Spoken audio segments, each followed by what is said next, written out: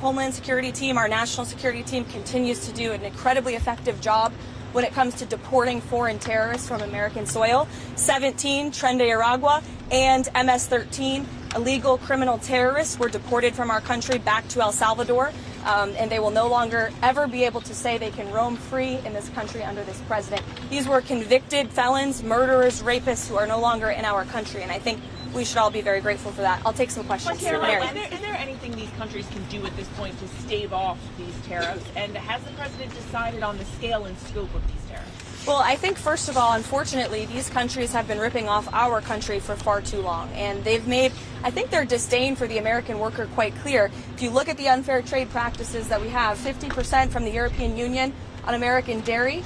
You have a 700% tariff from Japan on American rice. You have a 100% tariff from India on American agricultural products. You have nearly a 300% tariff from Canada on American butter and American cheese. This makes it virtually impossible for American products to be imported into these markets, and it has put a lot of Americans out of business and out of work over the past several decades. So it's time for reciprocity, and it's time for a president to take historic change to do what's right for the American people, and that's going to take place on Wednesday. And what about the scope of them? He said yesterday he would be more generous. What does that mean? I will let the president make the announcement on Wednesday, but it's certainly going to ensure that there's reciprocity and the American people are treated fairly. Has the president determined how many countries are going to see these reciprocal tariffs? Again, I'll let the president get into the specifics of the announcement, but he has a brilliant team of trade advisors. You have Secretary Bessent, Secretary Lutnick, Jameson Greer, our U.S. Trade Representative, Peter Navarro, of course, and Kevin Hassett here at the White House, Stephen Miller as well. The Vice President has been deeply involved in these conversations. All of these individuals have presented plans to the president on how to get this done, and it's the president's decision to make, and we will not get ahead of him on the specifics of the announcement. And has the stock market sell-off caused the White House to rethink any of these plans? The president has always said that the stock market is a snapshot of a moment in time, and he's doing what's best for Main Street, and Wall Street will work out just fine in this administration, just like they did in their first term. As you said last week, Karoline, you said there would be an investigation or a review into how Jeffrey Goldberg's number got on that group chat. What's the status of that review, and what is the status of National Security Advisor Mike Waltz? As the president has made it very clear, Mike Waltz continues to be an important part of his national security team, and this case has been closed here at the White House as far as we are concerned. There have been steps made to ensure that something like that can obviously never happen again, and we're moving forward, and the president and Mike Waltz and his entire national security team have been working together very well. If you look at how much safer the United States of America is because of the leadership of this team. On the tariffs, are there going to be sector-by-sector announcements this week at the event that you're alluding to? Is he going to be focusing on sectors or more country-based tariffs? The goal of Wednesday are country-based tariffs, but certainly sectoral tariffs. The president has said he's committed to implementing them, and I'll leave it to him on when he makes that decision and that announcement. Sure. Does President Trump still plan to talk to President Putin this week, and if so, when?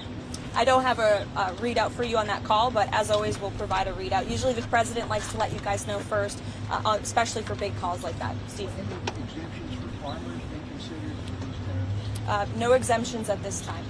Karoline. The validation guide that DHS is using to determine who is an enemy alien, a Tren de Aragua member, and deportable under the Enemy Aliens Act, it has criteria here that require 8 points to be classified as a TDA member. You can get classified by simply having certain symbols in your tattoos and wearing certain streetwear brands. That alone is enough to get someone classified as TDA and sent to El Salvador. That's not true, actually, Andrew. According to this document, it is. No, according to the Department of Homeland Security and the agents, have you talked to the agents who have been putting their lives on the line to detain these foreign terrorists who have been terrorizing our communities? TDA is a vicious gang that has taken the lives of American women. And our agents on the front lines take deporting these people with the utmost seriousness, and there is a litany of criteria that they use to ensure that these individuals qualify as foreign terrorists document and, says all and they to need is 8 points. ensure that they qualify for deportation. And the president made it incredibly clear to the American public that there would be a mass deportation campaign of not just foreign terrorists, but also illegal criminal aliens who have been wreaking havoc on American communities. And shame on you and shame on the mainstream media for trying to cover for these individuals I'm not trying to cover who have. for anyone. This That's is a not vicious fair. gang, Andrew. This is a I'm not vicious denying gang that I'm has asking a taken the question lives of based on the American document women. The government filed in court, which says all And that you someone said needs yourself there are 8 criteria No, on that they document. They need 8 points. And you are questioning That's the all they credibility of these agents who are putting their life on the line to protect your life and the life of everybody in this group I'm not and questioning everybody their across the credibility. I'm country. asking if your And point their is credibility enough. should be questioned. They finally have a president who is allowing them to do their jobs, and God bless them for doing it. Caroline, what method would the president use to potentially run for a third term? As he said, there are methods there. Look, you guys continue to ask the president this question about a third term, and then he answers honestly and candidly with a smile, and then everybody here melts down about his answer. The president was talked about this last night on the plane. He said, it's not really something we're thinking about. He has 4 years. There's a lot of work to do. We've done a lot in these nearly first 100 days, and the American people love what this president is doing, particularly when it comes to efforts to secure the border. How confident is President Caroline, Trump in that he can get a countries- peace deal done in Ukraine? How confident is President Trump that he can get a peace deal done in Ukraine? Well, look, the president is working incredibly hard to get a peace deal done between Russia and Ukraine. And he has expressed his displeasure with comments that have been made by leaders of both sides of this conflict. He has expressed what he believes needs to take place in order to see this conflict come to an end. He continues to work very hard on it, and our teams continue to be engaged. Caroline, can countries that don't have tariffs on the US but may have other forms of non-tariff trade barriers, I'm thinking in my case of Australia, can they expect to be hit on in Wednesday's announcement, or can they expect to be left out and dealt with another time? Again, I'll let the president make the announcement on Wednesday, but I think any country that has treated the American people unfairly should expect to receive a tariff in return on Wednesday. Caroline, you talk about the European Union.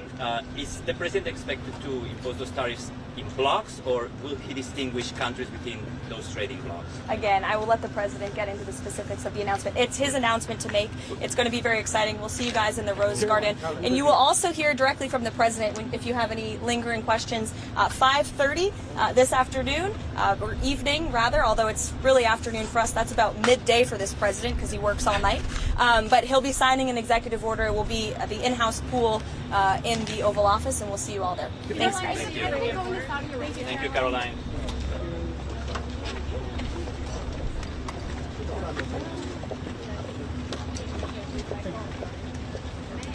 That I didn't get in your way, right? Okay, thank